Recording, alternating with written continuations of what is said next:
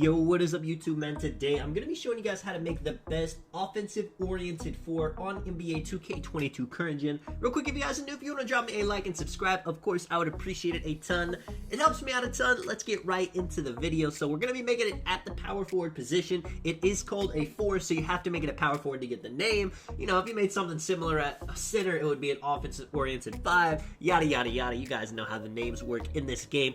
With the pie charts, we're going to go with the one that has the more green than blue, which is one of the more popular pie charts I use. It gives a lot of different build names with the physical profile. The top one is the best to go. This is going to be a very fast build by the time we're done with it with the finishing now. So I would upgrade close shot and driving dunk 100% on this build. With the last category though, you can kind of choose between standing dunk or post hook. Me personally, I like post hook more than standing dunk. You could upgrade both of them if you want to give up something in the shooting category, defense, playmaking, but with the way I had this build, I could not spare any of the attribute points. With the shooting, now everything is important: mid-range, free throw, post fade. Free throw is not that important, but to get the shooting badges that I want, it is important. Now you could take down, say, free throw if you wanted to add it to standing dunk, more playmaking, more defense, like I said, but 27 shooting badges on this build is definitely lethal. With the playmaking, ball handle, post control, both all the way max, and I put up pass accuracy just to get that 10th playmaking badge, and then I have 148 left for defense. So I'm going to put up my block, my defensive rebound, my interior defense,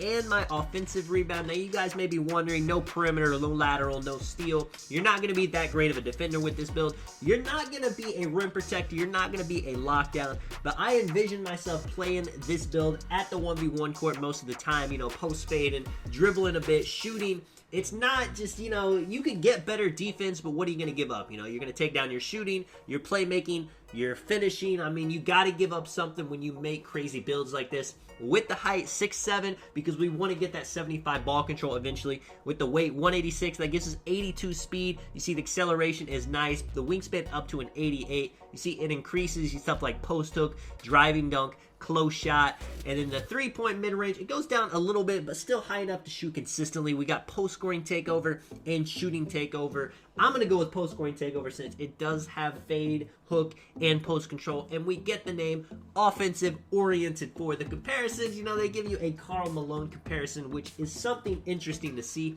Taking a look at the build, so at 99, you're going to have a 90 speed with a high 80s acceleration. This build's going to be very fast. You do got to be 99 to get the 75 ball handle, so that's where the build's true potential is unlocked. You're going to have over an 80 driving, or over an 80 driving dunk, a 91 post hook, and 95 post fade. This build, as the name suggests, is an offensive kind of build, but you still have the ability to block shots, rebound, play some interior defense. Yeah, if you get switched onto a really good point guard, it's going to be tough, but you have the speed to help you out with that.